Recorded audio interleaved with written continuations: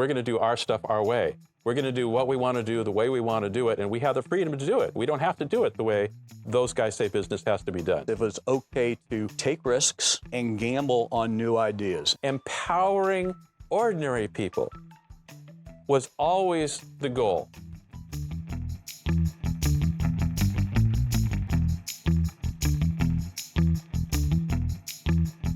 Bill, James, I'm very excited for this interview. Before we dive into the questions, for everyone listening, Bill, James, could you give a brief introduction of your career up until this point? And let's start, Bill, could you go first? I'm Bill Fernandez. I'm known for having introduced Steve Wozniak to Steve Jobs, and I was the first person they hired after they started Apple. My name is James Cape. I was born and raised in Silicon Valley with a brief stop in San Diego. Spent 18 years at Intel and a total of 35 in tech as an executive, and retired in 2015. And we met because our dads knew each other. Our dads played war games, miniature war games together. In my dad's garage. In his dad's garage. With little toy soldiers. Yep. And sometimes in our garage. Well, let's start right there. You've been in Silicon Valley since the early days, which I'm guessing that if you were to arrive in Silicon Valley right now, it'd be completely different, day and night. What was Silicon Valley like back then, playing war games in garages or parents getting together, working on projects? What was it like? Oh, Bill, you go ahead and kick that off. You're the senior member here. All right. Well, our family moved into Sunnyvale when I was about 5, and we moved into a small tract of houses that was made primarily for Lockheed engineers. So we had a lot of Lockheed employees on our little street, and that's where we all raised our families together, or where our parents raised their families. When we first moved in, there was a school behind us, and there was our little tract of houses, and then for miles around was apricot orchard.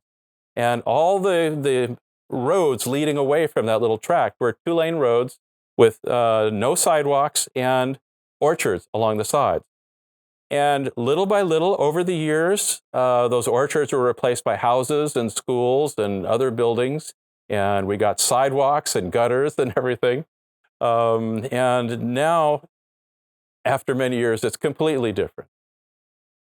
Yeah, I remember the same thing. We used to play in orchards in Mountain View and Los Altos, and we used to hunt each other in the springtime with our wrist rockets and green apricots and trash can lids, and we had wars. Exactly, yeah. And we also used to pull up the yellow mustard dirt clods and throw them at each other. Yes. So we grew up, and basically this place was called Valley of Heart's Delight until 1971 when the term Silicon Valley came about. But as we grew up as kids, we were in that transition from agriculture to sand. There was no silicon in Silicon Valley when we were kids. Yes.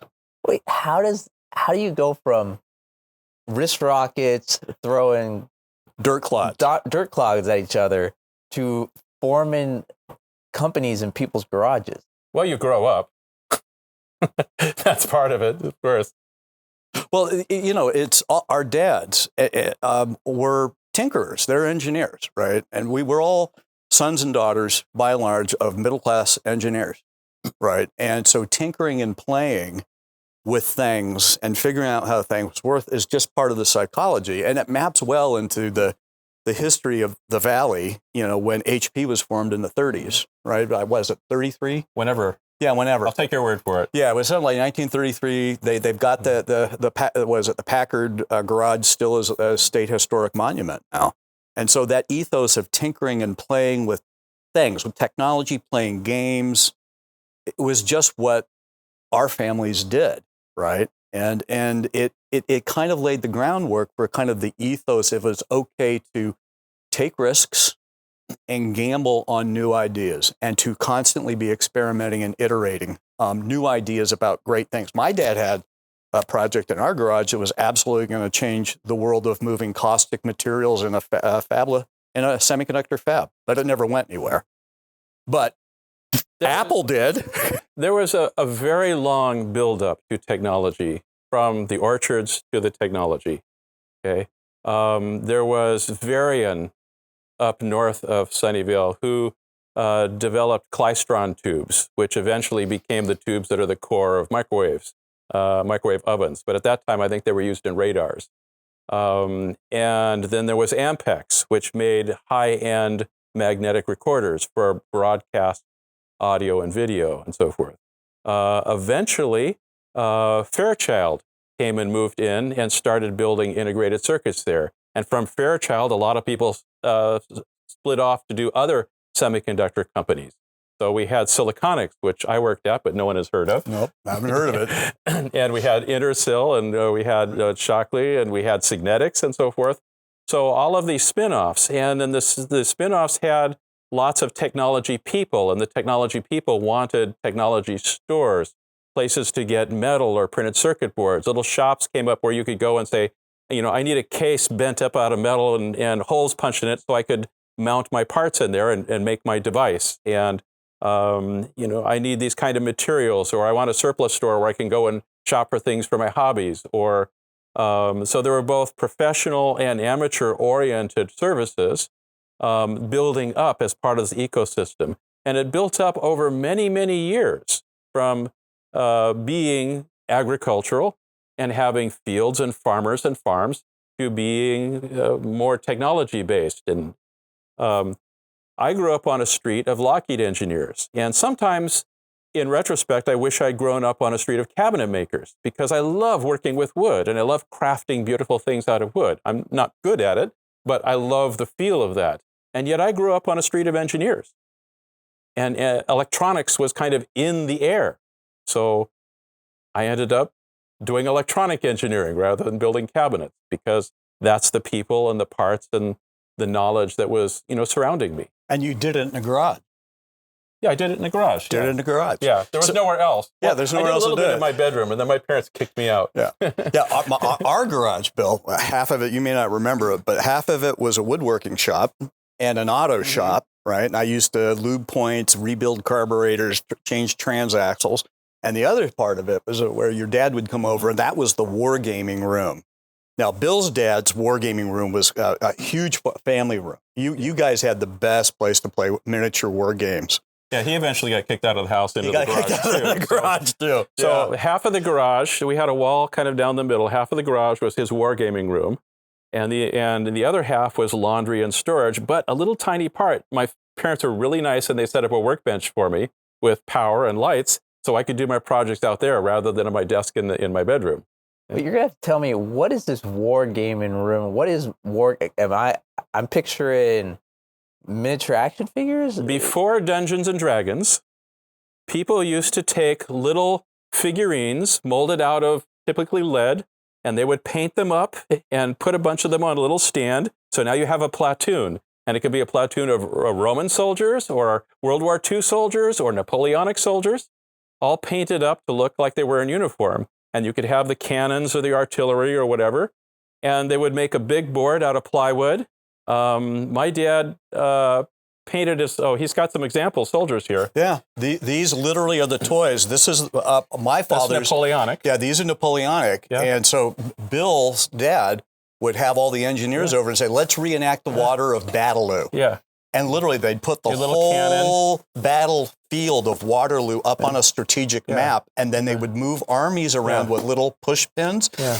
And then once they got close enough together, you would figure out where to put these figures down, and then you'd fight the tactical portion of the game. Yeah. And again, this maps into engineering ethos, right? Experimentation, arguments among peers about what the historical strength is of French grenadiers, right? I actually knew this, but I don't think you played them as much as I did. No. I loved them. I started playing them when I was about 6, 7 years old. So my dad had a big board where he took several pieces of plywood, 4 feet by 8 foot pieces of plywood, and stuck them together, painted it all, I think, in green chalkboard paint, and then painted a grid on it, and then had little pieces of plywood cut out to be little hills. And he could use chalk to chalk out, here are the rivers, and here are the roads, and here's basically the terrain for a battle that we're going to fight. And it could be Roman era, it could be Napoleonic era, it could be World War II era. And he would set up the rules for how far can this unit move over good soil? How far can it move in a turn on the roads and so forth? How far can it shoot? If it's a sharpshooting platoon, if they shoot at those guys at this distance, like measured like 12 inches over, which represents some distance in real life, how accurately could they hit the thing they're shooting at? And if they're not elites, then how accurately would that be, and so forth. There was a bunch of men who would come and they would play to all of these rules. And this was before Dungeons and Dragons. So it's very similar to Dungeons and Dragons in that you have simulations, you have strengths and weaknesses, you have rules, you can accumulate or decrement your health or your vitality, or you can get sick or whatever. Some were better at one thing and some were better at others. You'd have the dragoons, you'd have the pikemen, you would have the sharpshooters, you'd have the artillery, again, depending upon the era. Okay, and then they would sort of play out, and each man would have their own battalion or group of soldiers they were responsible for, and they'd use their brains and say, okay, well, if I did this, could I win this battle against those guys? And sometimes they would have recreate mock battles, or based upon just a scenario that Dad thought up. And sometimes they would try to reenact, say, the Battle of Waterloo or other famous battles, and by setting up the terrain to look like that. Okay, so this is very much like Dungeons and Dragons, but with little figurines and down on paper. I'm just wondering, as you're explaining this, how much of that spills over to either the business world or creating product, or just the strategic processes that were going on in the garage there? How did that correlate to starting companies and building ideas? Well, I'm going to answer a different question. So Jerry Wozniak was one of my dad's wargaming buddies. And part of wargaming is a random element. And they used to roll dice, okay, to say what is a random number that's going to control this. And Jerry Wozniak built this box. It was about this wide and about this tall, maybe this deep, painted it green, and it had 2 rows of lights on it and a button, and it would plug in. And every time he pushed the button, the lights would randomly select. So you would get a number between 0 and 99, okay? And so rather than having 2 dice, so you could get 6 variations, now you could have like 99. And this was his random number generator that could be used each turn to say, okay, what's the random number that affects, did you kill those guys, or did this happen, or did this happen, okay? And then he asked me to test it like 1,000,000 times to see if it really was random. And I declined because I was just a kid and that would be boring. Yeah, my dad actually bought one of them because my dad had on the mainframe computer at Varian where he was working out in Palo Alto, he had that big mainframe calculate probabilities of kills based on several sets of parameters. And you asked about the correlation to kind of startup culture of the Valley. This is right kind of at the early phases of startup culture. When you think about it, the engineers, our dads got together in groups. They would debate the strategic board, right? They would go off and they'd say, how are we going to do things? So think about it as having 2 startup teams and sometimes we used to play over days. Like Bill's dad would have Jerry over, my dad over. Campaigns. They would have campaigns. It would take several weeks to play it out. But you essentially had 2 startup teams competing. And if you think about the culture of Silicon Valley, around experimentation, taking risk, being willing to accept failure, gathering lots of extra data. This is what our fathers did. And so I did it more than Bill did, but it just seeped into my being about this is how you need to first strategically think about a problem, how you need to think about who you're going to war with, right? Business is war by other means, right? And then how are you going to execute it strategically? And then how are you going to execute it tactically? And that, in all the years I spent at Intel and in tech, that thought process for me is just integral to the way I think. Without even thinking, I do that in my head without even thinking about it. Now, you had asked, how does wargaming lead into startups and so forth? And I'm going to answer that 2 ways. One is, my dad was a lawyer, not an engineer. One of the key people who was a part of his group of wargamers was an auto mechanic, okay? There was also a very high-class engineer, Jerry Wozniak, who worked at Lockheed, and there were several other people, like his father, James Cape, who was kind of like in the middle of the technology levels, as I understand it. Yeah. So, but not everybody was technology-oriented, okay? So that it was something that was of interest to a wide variety of professionals and non-professionals. second answer I'll give you about how wargaming helps people with startups is you learned strategy, and you learned tactics, and you learned that there are rules to every game, and there are parameters to every scenario, and that there are risks, and that you will craft you will adopt a strategy, you will craft a tactic, you will try that tactic, you'll see how it works, and then you'll pivot and you'll change. And generally change tactics to try to use your strategy to win whatever objectives are. So all of that thinking is really good training, I think, for starting up companies. Do you think that was the foundation, or was there any other components that really made Silicon Valley as fertile of a ground for startups? Any other firsts that were here or ideas that were here that really fostered or opened doors for innovation? Well, yes. I mean, the things that made Silicon Valley possible are broad, and we just spent a little bit of time talking about something very narrow, which was my dad's garage and his wargaming buddies, okay? So let's move out into what made Silicon Valley possible, okay? Freedom of thought. Remember, the people who started Fairchild, as I understand it, they came from the East, where everything was very rigid about how you did business, how you behaved, and so forth. They relocated to California and built a company saying, we're going to do our stuff our way. And everybody said, we're going to do our stuff our way. We're going to do what we want to do the way we want to do it, and we have the freedom to do it. We don't have to do it the way those guys say business has to be done. Okay? Another thing is that everybody was inventing things.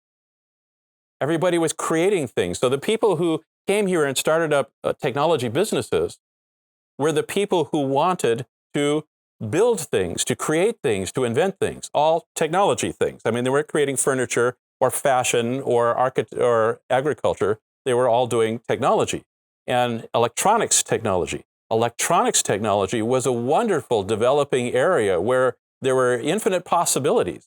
So anybody who had a talent or an interest in electronics and wanted to be creative, again, we're drawn out here. Another thing is, as things built, as one company built and another company built, you would end up having lots of technology people in the employment pool, and you would have a lot of technology support companies around. You would have suppliers of various kinds. You would have shops that could fabricate things for you, could fabricate a printed circuit board, could fabricate a metal case, and so forth. You had parts suppliers to supply parts for the things that people wanted to do. And so little by little, the variety and the depth and maturity of all of these different things increased over the years. Yeah, and from my perspective, Sean, it kind of starts, I come from the integrated circuit world, from the semiconductor world, right? I ended up joining Intel in '83. Intel had already been, it became a first venture-backed startup in history in 1968 when Arthur Rock put in $2 million and Gordon Moore and Robert Noyce put in $500,000 each, right? And that is truly the first example of a startup. What did that lead to? Well, everyone got stock options, right? That's one reason Noyce and Grove left Fairchild, because Fairchild's management, again, to Bill's reference, it was an East Coast company, and they believed that stock options were only for the executive staff. That is not how Gordon and Robert looked at it. And by the way, it wasn't just because they wanted to share ownership capitalism. They also realized that if they paid an engineer $50,000 a year, they could talk them into taking $20,000 of that 50 in stock options, right? And so when you had Intel in the semiconductor industry, if you go back to Shockley, was it 56, something in and around there? The creation of the integrated circuit allowed semiconductors to be created, and then people like Bill and Steve Woz could go down to Hamilton Avnet, which I think was that was your distributor down in Sunnyvale Electronics, or or the Homebrew Club, and go share piece parts. Yeah. You go figure out what your bag of parts was that Bill and Steve wanted to go, okay, we want to build, the blue box, which apparently was actually gray. Yes. Right? It was gray. The blue box was gray. It was gray. Blue box was gray. His blue box was gray. What's the blue box? It was a way of we'll talk about that a little bit later. Ripping off AT&T for long-distance phone calls. Yeah. My uncle bought one and was chased for 2 years by the FBI. Yeah. So let's continue for a little bit with what makes Silicon Valley possible, okay? And then we can get onto blue boxes. Yeah, it leads, okay, ownership capitalism to me is the second one. And again, people will debate this. And the last thing, and Bill said it allows for, it creates highly adaptive human networks. Because as Bill references, it's not just groups of engineers that get together and say, hey, look, there's a new opportunity, a new company over here. I want to leave Ampex. I want to go do something new, right? I want to leave Varian. I want to go do something new. But it began to create an ecosystem of vendors. And everyone in Silicon Valley talks today about, I want to be a platform company. The concept of platform is actually at the core of what Silicon Valley is as a place that people create technology and do business, right? Core smart teams that have groups of people around them, both talent as well as vendors that are able to feed their dreams, of which Woz and Bill were able to take advantage of. Over the evolution of Silicon Valley, each stage of development has enabled things that weren't possible before. So, for example, when the first technology companies like Varian or Ampex or Fairchild moved into the south part of the San Francisco Bay Area, it became possible to have a technology job in a nice place that wasn't, back east, Boston or whatever. And as multiple companies in similar industries, Varian was making vacuum tubes, and Fairchild was making integrated circuits, and Ampex was making magnetic tape drives. Okay, so as more and more companies of similar types built, then it became possible to move from one company to another if you weren't happy with one or if someone wanted to hire you. And as an ecosystem of fabrication shops built up, it became possible for people who wanted to build their own products, either as hobbies or mostly as a small startup to make my own company. I want to make an audio mixer and sell 50 a year to people. I need someone who can bend up sheet metal. I need someone who can make a printed circuit board. I need an assembly house. I need parts and stuff. It became possible to build little home businesses because the ecosystem was there. The shops were there, the fabricators, the supply shops, and so forth. And that's what really enabled Apple to start, is that was in place before we came on the scene, if you will. So each time, you could think of plateaus of development, of the evolution of the environment. At various inflection points, it became possible to do more things. Now, it's still not possible to make products like the iPhone in Silicon Valley because we don't have the manufacturing facilities, we don't have the supply chains to get all the parts. We don't. There's a lot of things that we don't have in Silicon Valley that would support mass manufacturing. The only mass manufacturing I know we have is the Tesla plant making cars. Yeah. Okay. So we can do other things in Silicon Valley, but we haven't developed a manufacturing ecosystem here.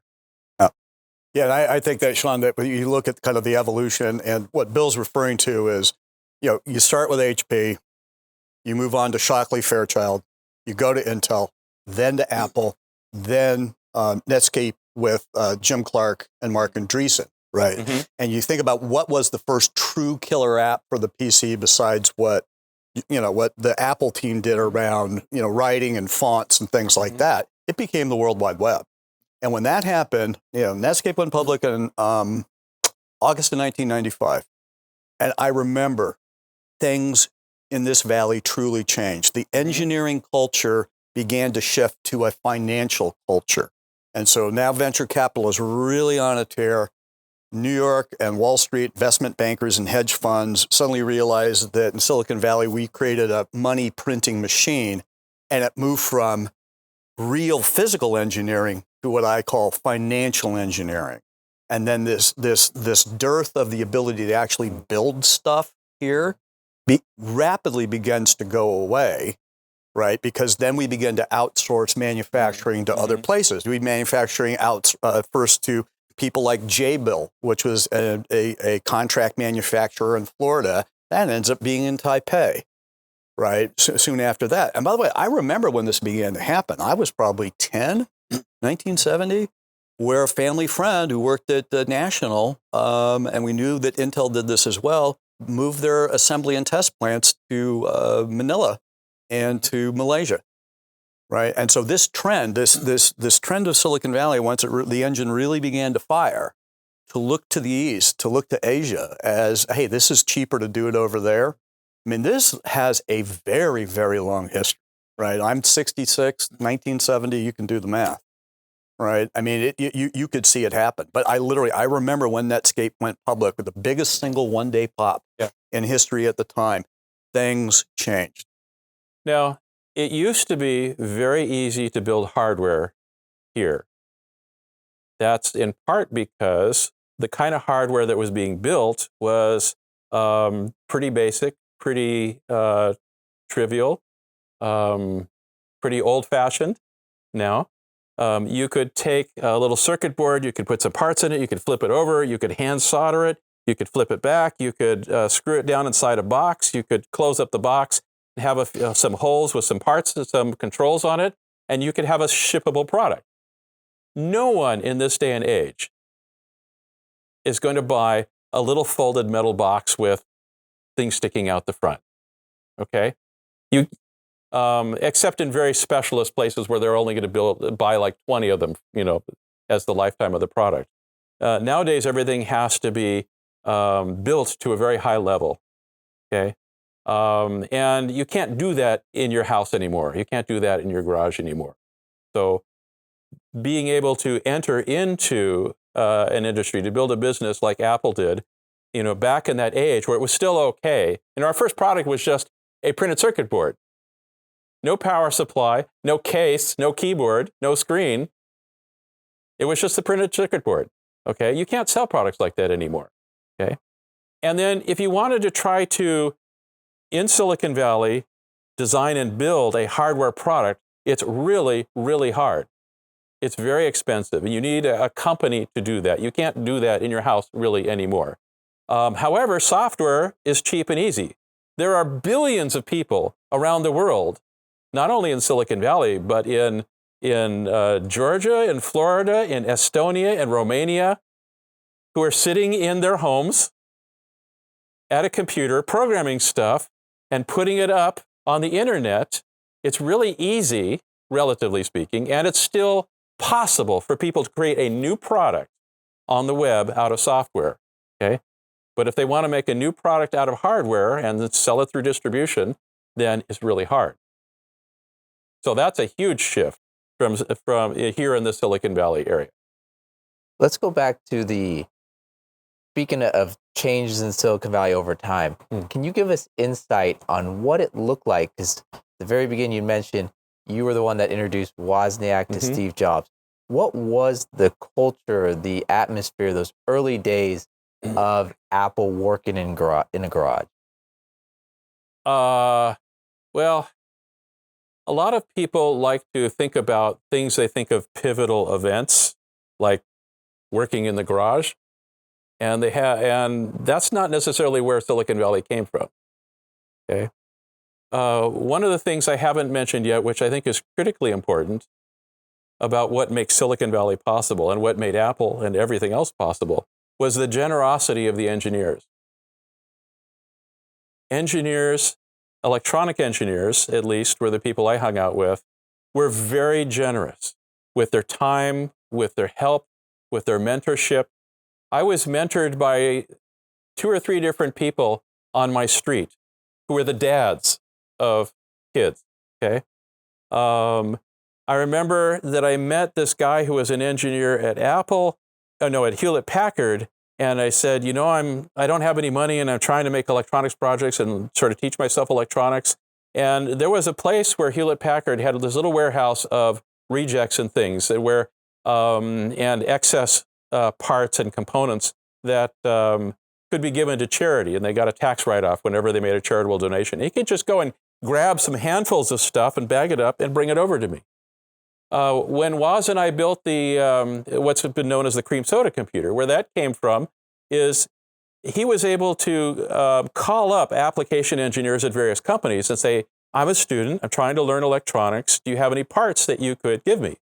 And Signetics gave us an application engineer reached into a bin of reject parts, and they had like these 55-gallon drums, so that were cardboard drums of reject parts. He just pulled out, a double handful and said, here. And he went to Monsanto, which was at that time one of the pioneers in making LED devices. And we got a little handful of LEDs. And he went to Intersil, which was an early manufacturer of bipolar RAM chips. And they gave him very expensive, 8 little bipolar RAM chips, 256 bits. So you put 8 of them together, you got 256 bytes. And we put those together in my garage to build the cream soda computer. Generosity from Monsanto engineers, generosity from Signetics engineers, generosity from an Intel engineer, generosity from Steve Wozniak's dad, who would answer questions and mentor me, from Ed Giles, my brother's best friend's father, who lived at the end of the block, who would give me old electronic surplus gear from the military days, and I'd tear them apart, and then I would have parts I could use to build new projects and stuff. Bert, forget his last name, but he was the HP engineer who went to their charity warehouse and grabbed me a bunch of stuff. When I was working at Hewlett-Packard or at Apple, and I'd say, like George Crow, I was at Apple, and I said, I want to build this little flyback circuit to make a high voltage thing so I could have a Jacob's ladder where the little spark goes, bzzz, okay? And how do I do this? And he sketched out the circuitry and told me how it worked, and I was able to build it. So those are examples of how the generosity as an ethos was, I think, a real part of the enablement of wide numbers of people throughout the Valley to grow and to experiment and to become successful in their own right. Yeah, Sean, to build on that, you interviewed Ron Whittier with me, who was a very early Intel employee and was a protege of Andy Grove's. He was also responsible for literally creating Intel Oregon, which is now the biggest employer in the state of Oregon. And Ron, one of the things when you and I talked to him, talked about the importance of talent, of sharing, and of being both a student and a teacher, right? And that is something that Andy Grove used to do, when I joined in '83, just drilled into our heads. At any moment, you could be either a teacher or a student. And it was absolutely expected. And that really is part of engineering culture. It's like, we're trying to invent something. It's hard. It's complicated, right? I need help. I don't have all the answers, right? And so I need to go find other smart people who are within my network. And again, go back to my comment about the power of highly distributed human networks, right? It allowed that to happen in a way that's truly unique. And what's different about my experience compared to Bill's, right, is where I started at Intel, we were the semiconductor part supplier, right? We were the core ingredient suppliers. Bill and Woz, they were the builders. They were the builders who said, hey, I think a consumer might have this kind of use case for this kind of technology. Let's build that, right? Let's design it and then build it. And then they had an ecosystem here in the Valley at the time for hardware that allowed it to happen. And what happened after 95, right? The only money that any startup could really get, and this is one reason Peter Thiel talks about there hasn't really been any innovation since 95, is because what venture capital went and did is funded essentially 6 code monkeys in a room, right? Because if the startup fails, all you got to do is get out of your lease and confiscate all the laptops, right? Now, with the rise of AI and the importance of massively parallel systems to run these AI chatbots, silicon has now become important again. And something very bad in Silicon Valley happened, kind of unwittingly from my perspective. And it is around the early to mid 90s. You see the rise of fabless semiconductors, which further accelerates what Bill was talking about in terms of the outsourcing of manufacturing. And Morris Chang did a brilliant thing. Morris Chang was CTO of TI, and they weren't going to give him the CEO slot. And he says, well, forget it. I'm going to go back home to Taiwan and get some money from the Taiwanese government. And I'm going to build TSMC. And that's exactly what he did, right? And so unfortunately, the culture, and I really think it goes back to it shifted from an engineering culture to a financial engineering culture. It was It wasn't focused on great inventions. You know, the famous Robert Noyce quote, "I don't care what you do, just go out and do something wonderful." Right? That was his message during one of the three, you know, almost existential deaths of Intel over the early years. And that culture, I hope it kind of comes back. I don't know if it will. It might come back in some other form. But we lost that mojo. We absolutely lost that mojo because at the end of the day, you got to build physical things, right? So James comes from the component maker side. I come from the component user side. And every time new components came on the market that were affordable and that enabled you to do something more, people would use them in products and do something more. So, for example, the iPod, which was this little device that had a 5 megabyte hard disk in it. Okay, this is the age where you had like Walkman and Creative, forget what their last name was. Creative Lab? Creative Labs. You know, they'd have these little MP3 players. Okay, well, finally, it was possible to have a little LCD display and a battery that could hold the rechargeable and hold a lot of energy, and a little 5 megabyte hard drive, all in a little tiny case.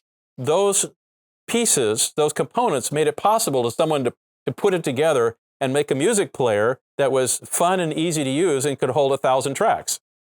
So that couldn't have been done before.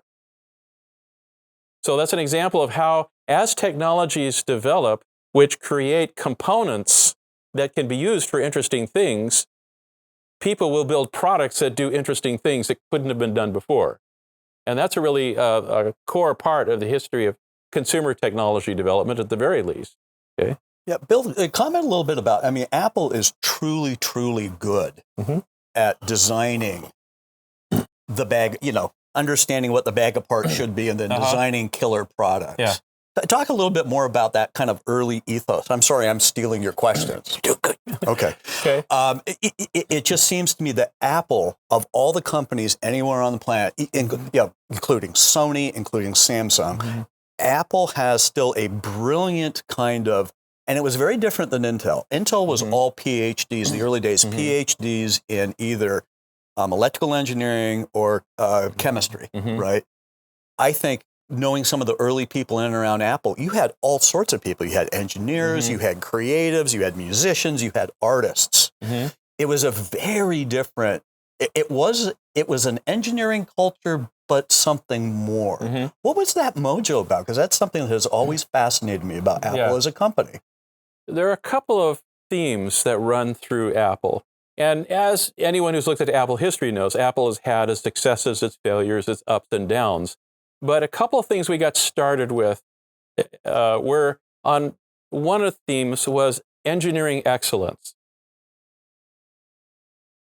Do very excellent engineering. Another was make products that matter to people. Empowering ordinary people was always the goal. Whether that be with you can finally have a computer of your own, you can finally have a music player that you love, or whatever it was always about empowering humans, putting the power inherent in technology into the hands of ordinary people, to enable people to fulfill their dreams because you have given them the tools they need, whether their dream is to veg out on music or to build a business, you know, that's another part of it. Another thread was always a high level of design for people. And there's a difference between designing for people and designing for designers. And I think that, for example, the recent liquid glass user interface is designing for designers. And I personally feel that was a really bad move because it makes it look, from a designer standpoint, beautiful and elegant, but makes it harder to use and harder to understand. Okay. On the other hand, still, despite that misstep, in my opinion, as well as other missteps we've had in the past, there's still this thread of designing for people, okay? And designing beauty and elegance, and that beauty and elegance understandability, utility, usability, all matters. Okay. Now, there are also other threads. Apple was one of the first companies I knew of who had a very strong legal department from the beginning. And as an engineer, I thought, well, yeah, you've got to have legal, but you can contract that out, or you could, go hire a person for a couple hours whenever you need some legal help. But we had lawyers on staff from a very early age. Okay. And it turns out that legal department has been another pillar, I think, of Apple's success. We also had the thread of always hire the best. Hire the best people at marketing, at creative services, at legal services, at engineering, at distribution, and so forth. And sometimes we've hired the wrong people. Like early on, when we were in our third building, perhaps, Bandley One, we thought we'd never grow out of Bandley One because it was big and spacious. We wanted to go to the next level of our engineering department. And so we hired a high-class, very experienced engineer engineering manager, ex-Hewlett-Packard, who had a brilliant track record at Hewlett-Packard, and he failed at Apple. And I asked Jobs why, and he said, well, it turns out he was really good at managing engineering when he had a tier below him, a lot of people, a lot of helpers, and a lot of people who could interface. So he could be the higher level manager. But we're still at the level where we need a lot of hands-on and direct connection with the engineers. So he didn't have that, and so it didn't work out. Okay, so that was a place where we tried to hire the best that we could find, the best we knew, and it turned out not to be a good match. But that error wasn't enough to make Apple fail. So we had a lot of those. Hire the best. Sometimes we did, sometimes we didn't. Design for people. Design beautifully. Make the highest quality products you can. Price it so that people could afford it. Do the best, most creative, most excellent, most clever engineering that you can, and so forth. Build a professional company. Both I and Woz and Jobs had all at various times, for various lengths of time, worked at Hewlett-Packard. And Hewlett-Packard had a lot of, for us, very inspirational qualities. The friendliness and camaraderie of people, and the excellence of engineering, and the excellence of documentation and product support and customer service. We knew that electronics products early on, that when you put them into service, if they were going to fail, they would fail within the first month of service. And that if you could catch the early failures by running them in a high temperature environment for a while. That's called burning them in. And then they would fail, and then you would fix them and then test them again. And then you could ship them knowing that they are very unlikely to fail in service. So one of my first projects in the garage at Apple was to build a burn-in box where we could put a dozen boards in a box and close the lid and run them under power, and they'd get hot and they'd run for some number of days, and a few of them would fail and we'd fix them. But we knew that when we shipped, the product was very unlikely to fail out in the field. And we learned that from Hewlett-Packard. So a lot of those things, we want to be excellent like Hewlett-Packard, not only in one way, but in all the ways you need to be excellent for your company to be successful. Yeah, you think about, Bill's experience, HP as a maker of products that people would buy, whether it was consumer or business or technical, right? The ingredient. And at that point, Hewlett-Packard was all technology oriented. They were not consumer oriented at that point. But they eventually got into printers and things like that. But Bill, back in those days, absolutely true. The calculator, I remember my dad bringing home an HP calculator for work, right? And I was amazed. Oh my God, I can multiply, 6-digit numbers together, right? It was incredible. But the semiconductor industry, right? My company, right? Intel, bag of parts, piece part supplier. We were so far abstracted from the user experience. I remember Gordon in a talk when we asked him, someone raised their hand during sales conference, and he goes, well, how do you account for the PC being an amazing thing, of which Apple really did pioneer early PCs? And Gordon says, well, geez, I didn't even know what they could be used for. I thought Betty, my wife, was going to use a PC to organize recipes.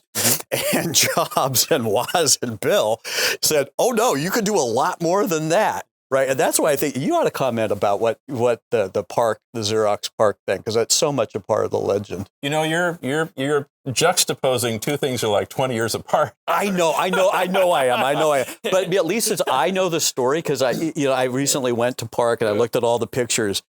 At least as I know the folk legend is it was you didn't go, but Woz and Jobs went and went. Oh my God, that's a GUI, that's a mouse, that's a GUI, that's a and mouse. Woz didn't go. He wasn't part of that. Oh, who was it? Just Steve? Yeah, it was Steve and Bill Atkinson and a few other people. Yeah. Okay, I thought Woz went, but you're talking because that really, I mean, that shows that the Apple team, the core Apple team, realized that the user experience was everything. Right. It wasn't a nice to have. And that was very driven by Jobs. He would not allow us, to the extent that he had control, which varied, over time, he would not allow poor quality product, poorly designed products. Or ugly products. Or ugly products. No ugly product. Yeah. Yeah, I mean, that is truly, that's Apple is absolutely, world class to this. I think still world class to this day. And why I think they're such an important company, right? When you look at the history of the Valley, and as we talked about, it literally layers on top, right? HP, Shockley, Fairchild, Intel, Apple, World Wide Web, Netscape. And then you can take it forward from there, right? From our consumer design standpoint, I talked about the engineering standpoint and maybe the business, which Hewlett-Packard was our inspiration. But from our consumer design standpoint, Sony was our inspiration. Sony products were beautiful, usable, compact, capable, and so forth. So they were one of our inspirations. Other products like TIAC, Open Reel Tape Decks, and Otari, and Bang & Olufsen. Remember, they had a series of brushed aluminum stereos that were very beautiful. Okay, and so Bang & Olufsen design was another one of our design inspirations. Okay, so we aspired not necessarily to look like Bang & Olufsen or to make our products look like Sony products, but to have the level of excellence and the feel that you get from dealing with those products. You'd mentioned so many companies that seem to have influenced yourselves growing up. Were there any others that had a big impact that haven't been mentioned so far? I think for me, Atari. And the reason Atari is because of a personal experience. My best friend in high school, Cobert Smith's dad, knew Nolan Bushnell. And they were both Wildcat. They were both Wildcat entrepreneurs. And over one weekend, Cobert's dad brings us a cassette tape, a color TV, and he helps us interface it to the TV. And the only thing I remember him saying this, says, well, we're going to go away for the weekend, boys. You guys be good, but play with this because my friend Nolan wants to know from a kid's perspective, is it this thing called Pong that he's invented? Would you guys drop quarters into it at your local arcade? And we had one. San Antonio and El Camino was called the Time Zone. Did you ever go to the Time Zone as a kid? No, but I remember the name, yeah. Oh, yeah. We used air hockey, pinball, and we would, and finally the Pong gang came out, and there were lines of kids out trying to play it. And anyway, so Covert and I, over a long weekend between bong rips, doing things we shouldn't do as teenagers in 1976, we were fascinated by it. And the only thing that his dad, Cobert's dad, asked him, he said, well, what did you boys think of this game? And would you drop quarters into it at Time Zone? Go, hey man, this is really cool. Yeah, So again, that company, and then for years after that, I mean, I used to play Atari. Every new Atari game that would come out, we would go to the St. James Infirmary, which was on the other side of Castro, other side of Central, which was kind of sort of the young person Silicon Valley hangout. The old guys and the semiconductor guys used to go to a place called the Wagon Wheel on Middlefield Road. Right, and get in all sorts of trouble because it was almost 90% guys and a handful of, of admins, and there were lawsuits up the wazoo, out of Wagon Wheel. Some of the old Intel guys have told me some of the wild stories at the Wagon Wheel, but we used to go to the St. James Infirmary and drink Long Island iced teas and spend the equivalent of at least $100, $200. I'm playing all the new Atari video games, dropping quarters into them. So yeah, so Atari for me, I don't know about you. Atari was really important to me as a kid. Bill, was there a company for you, or? Oh, I've mentioned a lot of companies that were influential, but I mentioned them all because my memory was sparked by the question you asked. So maybe as further questions emerge, further companies will emerge. Well, then a question, we've talked a lot about the past, a little about the present. What about the future of Silicon Valley? Where do you see things moving from now in the coming years? Do we want to talk just about Silicon Valley? Silicon Valley or technology in general, with how you're seeing it went from hardware to software, now AI or whatever you think of in the future, or does it go back to hardware? Does it go to robotics? Where does it go from here? Go ahead. Every interface a user has is with a piece of hardware. Whether it be with a desktop computer, or an all-in-one, or a laptop, or a tablet, or a virtual reality, or maybe in the future, we'll have sensors built into your ring and a projector built into your glasses, maybe chips implanted in your brain and so forth. But there will always be a hardware interface to the digital world. We will have, I believe, that the digital world will evolve to be more sophisticated and more immersive. And that doesn't necessarily have to be that I've recreated my street and I do my shopping and I buy ice cream, by visualizing it in a virtual world. It can mean that my spreadsheet is no longer flat. And now that I have a projected space in front of me and can manipulate it with my hands and talk to it, maybe my spreadsheets are 3D. Maybe my word processor is no longer one scrolling thing. Maybe it's something else, has a different shape. Maybe it looks like a stack of things with papers laid out and so forth. So those are examples of how you can be more immersive without having to try to recreate the world in which we walk and the stores and the streets, and call that a virtual world. Okay. So I think that technology will evolve towards it being more immediate and it being lower impact. For example, now, at present, if I want to do useful work on a computer, I really have to sit down at a keyboard and display. I cannot do useful work at the level I want to do it and with the productivity I want on a tablet or on a phone. I can't do that. My wife tries to do everything from her phone, and she'll be sitting in her bed trying to read her email, and she says, I can't read this. And I said, well, do it on your computer. And she tries to print it, and it prints in some weird way. And I say, well, print it from your computer. It works when you do it from your computer, not when you do it from your phone. Okay? So I can't do productive work without a big screen and a keyboard and a mouse and so forth.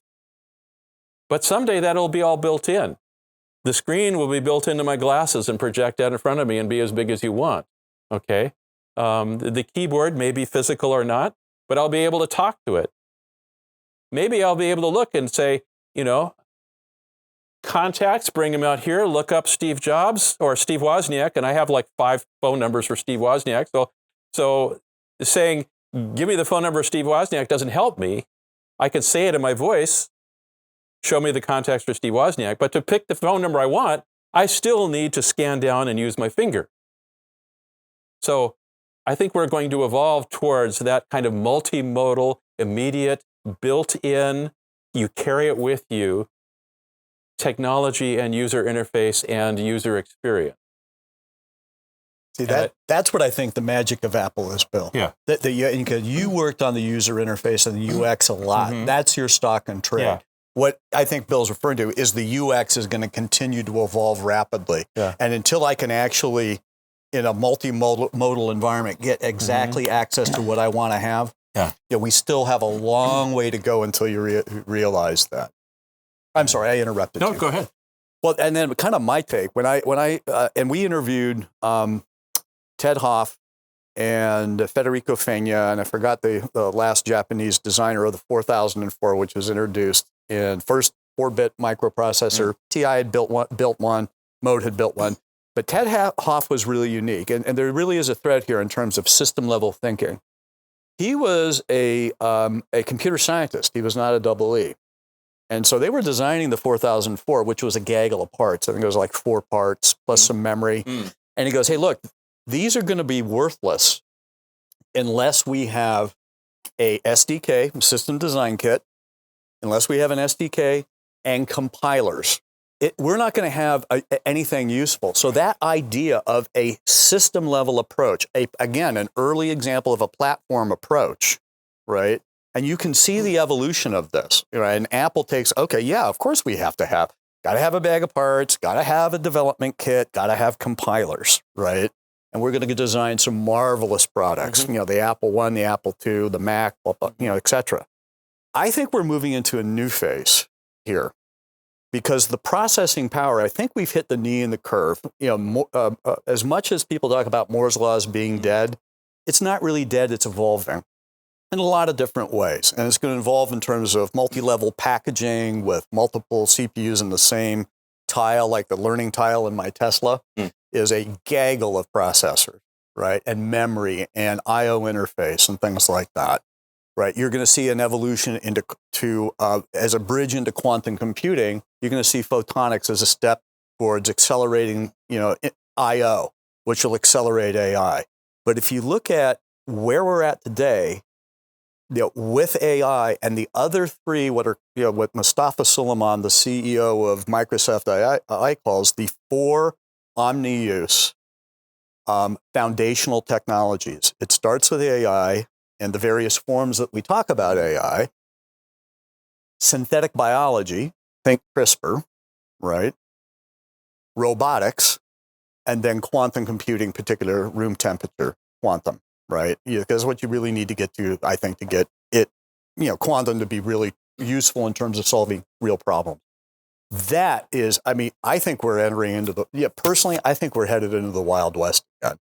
Classically, as Andy Grove would talk about, we have gone from the knee of the curve and we are now at an inflection point because these 4 technologies are, they are different than what they used to be for us growing up in Silicon Valley. And what's different about them fundamentally, and this is Mustafa Suleyman's view, not my view, is they cross-pollinate with each other. They are their own vertical platform stacks, right? And they can be used for good things. And they can be used for bad things, right? So think about CRISPR, right? And the development environments are very cheap. So a CRISPR development environment is about $10,000 to $15,000. About as of 10 years ago, it's cheaper now. So if I was a master's degree student at Stanford in biology, I could buy one of these labs, put it in my dorm room, and I could decide, well, do I want to create a cure for ALS or sickle cell anemia? Or do I want to design weaponized smallpox for which there is no antidote, right? That's the world that we're beginning to enter into. And with these technologies, I don't think as a valley, as a country, as a world, or as a species, we've really kind of thought through what both the intended, I think we have a good idea what the intended consequences are. I don't think we have a clue about the unintended. And that is what is, when I think about my journey through Silicon Valley, and go back to the comment about Gordon Moore, the only thing I think I could use a PC for is my wife, Betty, can organize recipes. I don't think anybody knows, right? And this is happening at a pace. I'm used to, short design cycles, right? And, I'm a business type, go-to-market, sales type, marketing type guy.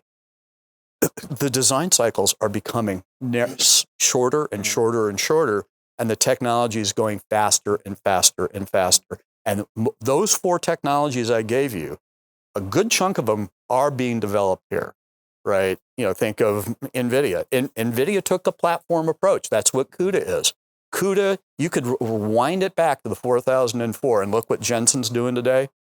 CUDA is the same approach that Ted and Federico came up with. I asked a pretty senior guy from NVIDIA that just recently retired last year. I asked my friend Lee Hirsch, I go, Lee, is that what Jensen did with CUDA? He goes, absolutely. We're going to build a platform. NVIDIA's building a platform because we, at the end of the day, believe our real competitors are Gemini and Anthropic, and OpenAI. And this is going at a speed that I don't think any of us fully have wrapped our heads around. The technology is moving faster than our ability to understand it and adapt to it. Now, I want to expand on something that James mentioned sort of in passing here. He talked about how as the price of CRISPR reduces, it enables smaller and smaller groups, including individuals in their homes, to buy the technology and to follow their dream of solving a problem with the affordable CRISPR technology. That's the same thing that Apple has been doing with its technology, saying, we made it possible, with the Apple I, we made it possible for technologists to have their own computer. With the Apple II, we made it possible for consumers, homeowners, to have their own computer. With the Macintosh, we made it possible for a lot of people to get meaningful work done with their computer. With products like HyperCard, we made it possible for people to build their own software, to follow their dreams.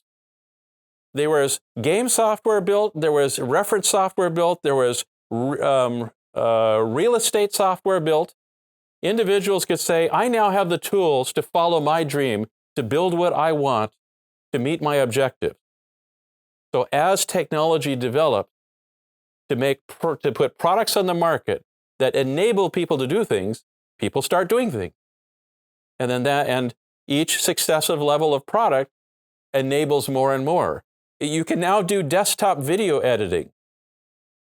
You can now have AI do the editing for you. There was a time when you had to buy $100,000 video editing suites if you wanted to put together a video, and then $50,000 editing suites, and then $10,000 editing suites, and then a $2,000 Apple computer with a $100 piece of software.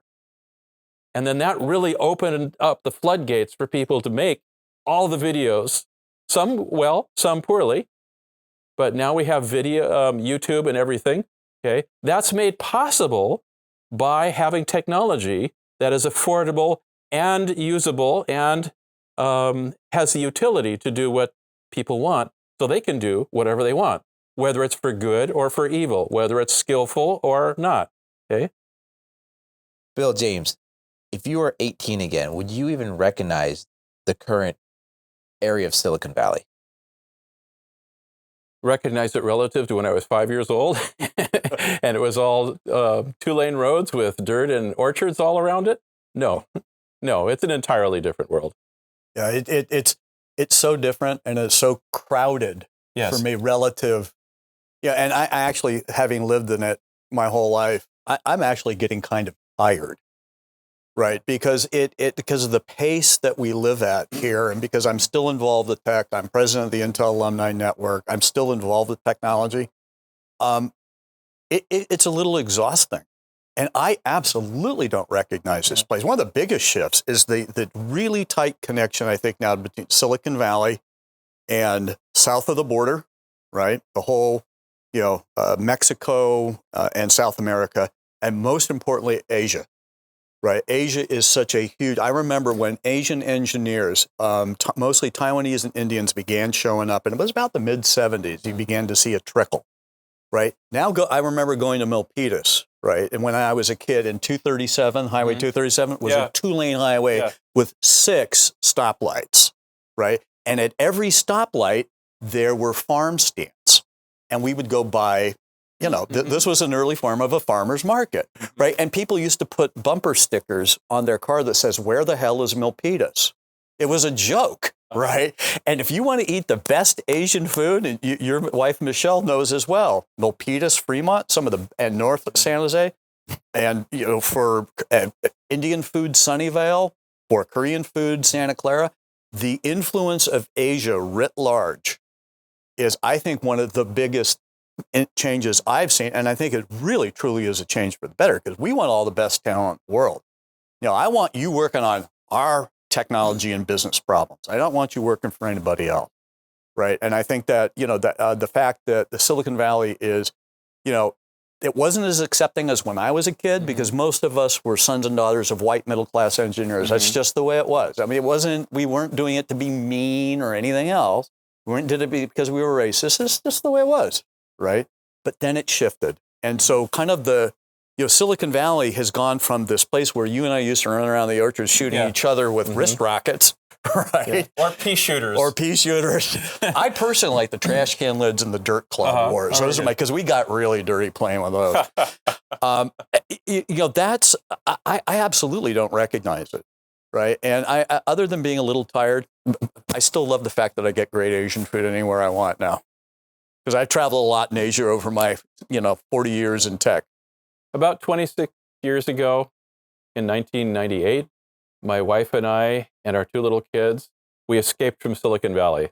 We felt the pace of life, the franticness, the first freeway shootings in Fremont area or San Jose. We said, this isn't the environment we want to live in anymore. And so we ended up moving to Albuquerque. And then every 5 years or so, I would come back to visit with my mom or to work for clients and so forth. And every time I came back, it was different. So even in 26 years, I've seen a huge difference. And I remember what a shock I had. We had grown up in this tract of houses that was built for Lockheed engineers. And gradually, everything around us for miles around became suburban houses, streets and sidewalks and everything. That was very fine. It was cool. But right around the corner, there was this one little 1/8-acre plot that had the original ranch house from the orchards. And I remember what a shock it was when I came back and the house was gone, replaced by a couple of townhomes. Yeah, that is a huge impact because Bill grew up in an Eichler home, yes, right? Which is now most of the cities around here in the South Bay trying to preserve those as architectural marvels. I just had the standard middle-class rambling ranch home. 1,250 square feet. It's a mile and a half here from CHM up Grant Road. And because of largely the Google effect, it's now over $3 million. We bought it for $50,000. Yeah. I sold it for $800,000 to help divorce my dad from his second wife. And I absolutely don't recognize, that's part of it also. I don't recognize, Silicon Valley anymore, but I think we're doing back to the future. When I was 5 years old, my parents moved into the Eichler in Sunnyvale, and I remember that he paid something like $50,000 for it. And that was, I guess, 1959 or something. Yeah, we moved to 65. We moved in Fordham Way in 65. Yeah. And so years later, when I was maybe 30 or so, I wanted to buy my first house. And I thought, oh, great. Well, I'm sure prices will have gone up. Maybe it'll be $100,000. Maybe it's doubled. But no, I had to pay like $200,000 for a house. No, it was $150,000 for a house. And then when I sold it later, I sold it for almost $250,000. And it was just a little house. It was an old house, at the end of a cul-de-sac and stuff. And I think, where did these prices come from? Yeah, and now, if I see a listing for it, it's like $500,000, and it's still just a little old house at the end of a cul-de-sac. So that's another huge change with Silicon Valley. I don't see how anyone can afford to live here anymore, and I understand a lot of people, can't, even the ones who are living here. It's definitely a challenge, but we never had people sleeping in cars and then working a day job at a technology company. Yeah, and that's, by the way, that's part of the unconsciousness, I think, of Silicon Valley that's very negative, right? I mean, teachers, policemen, and I'm not a liberal person. I'm pretty libertarian Silicon Valley type guy, right? It's unconscionable to me that people have to live in RVs in Mountain View. You see the parks, and it's just, my first home, I bought downtown San Jose in what would be politely called a transitional neighborhood. To this day, I bought it in '87. It is still a transitional neighborhood. I bought it for $117,000, and my ex-wife sold it for almost $1 million about 5 years ago. Wow. I bought my house up in the East Foothills for $289,000. It is now worth about $2 million. And so that there's some things I think we need to do if we're going to keep Silicon Valley vibrant and growing. And I do think we're back to the future. I mean, since '95, hardware, particularly semiconductors, but even hardware, was no longer cool. silicon and hardware is becoming cool again because it's core to the build out of all different versions of AI, right? Well, to wrap things up, and maybe you want to talk about AI and that, or just anything, what advice do you give the next generation of engineers here in Silicon Valley? Well, let me take that first stab at it. I love this quote from Jensen Huang. I heard it a couple months ago. And what he called AI was the revenge of the English major. Right. And this kind of fits, I think, better into Apple's culture, that's certainly into Intel's culture or highly engineering-oriented environments, in that technology is becoming more and more user-friendly, and it's more about truly understanding use cases and workflows. So if I were a young person, again, I would advise them to go get a good technical grounding in the next wave of technology, the four that I mentioned. AI, pick one, pick three, pick two. I don't care. Start with AI. Become fluent in the use cases and the workflow, because that's one problem that young people have, right? When you have the kinds of long careers that Bill and I have had, I have forgotten more about sales and marketing than any new college grad can possibly know. Bill has forgotten more about UX design and writing elegant software than new college grads can possibly know, right? So getting that initial experience and understanding where this technology is headed, and to me, AI is all about content. It's content creation, at least this iteration. AGI is different. I'll grant you that. It is content creation, analysis, and management, right? And with that, then it's about use cases and workflows, right? Particularly in business. And that is what I would encourage young people to do. So go get the technical education, but understand this is about, and this goes back to the core of Apple's culture, is how do you use this shit anyway, right? And I'll hand it over to Bill. I have no idea what advice to give the next generation of engineers. That's a good answer.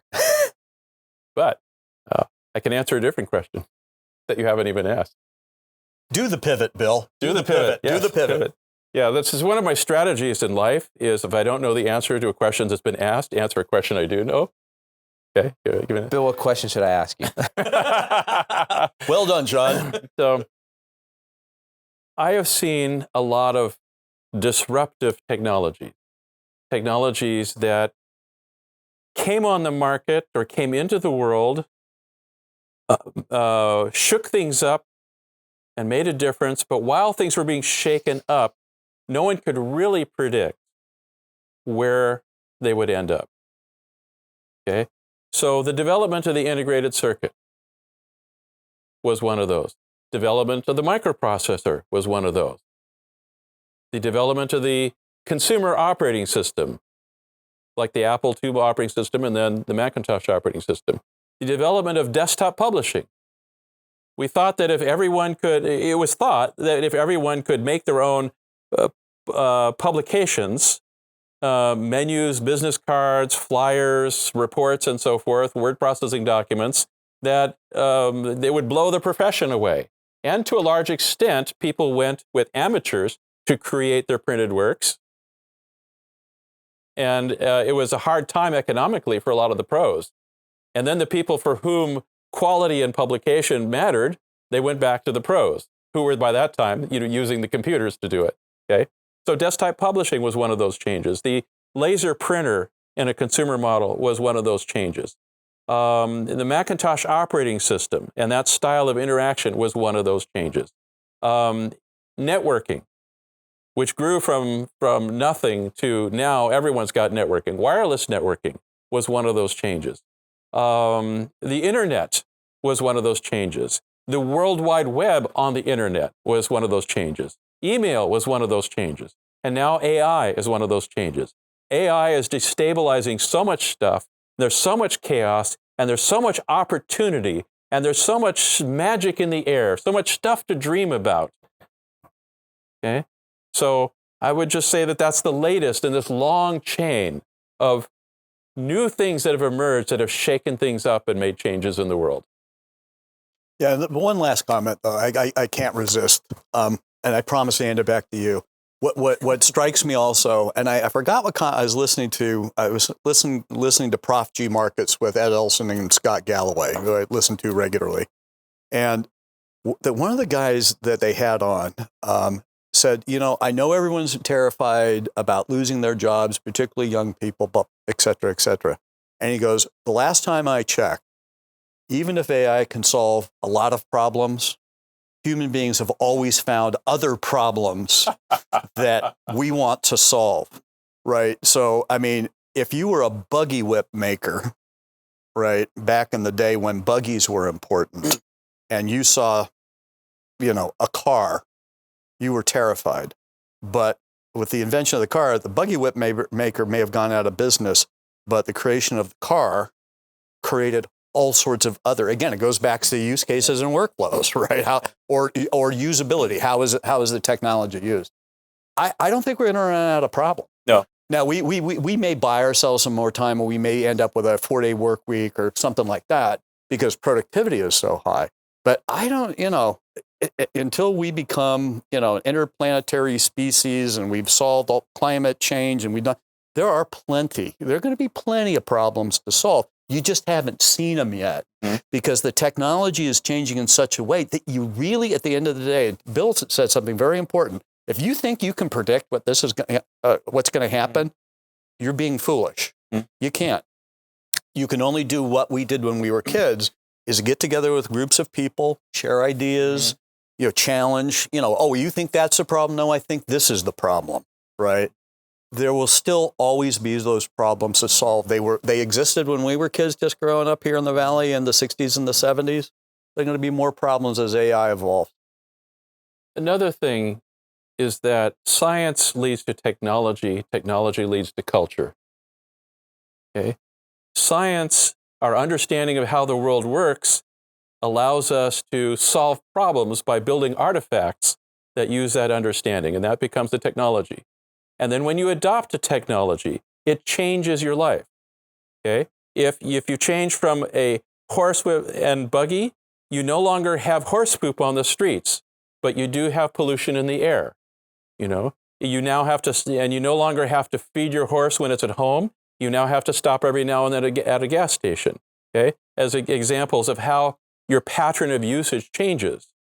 If you change from a manual hammer to build a house to an electrically operated hammer or nailer, a power nailer, you have to buy the nails that are already made from the manufacturer. You have to buy the batteries, or you have to have the power source. You have to have it repaired. It changes the pattern of your life. And it changes the economics of your life and of the world around you, and the supply chain and the infrastructure around you, and the people you deal with.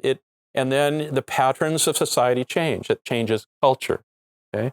And so I see that as a never-ending thing. We learn more, we build more solutions to problems, and in using those solutions, we change the pattern of our lives.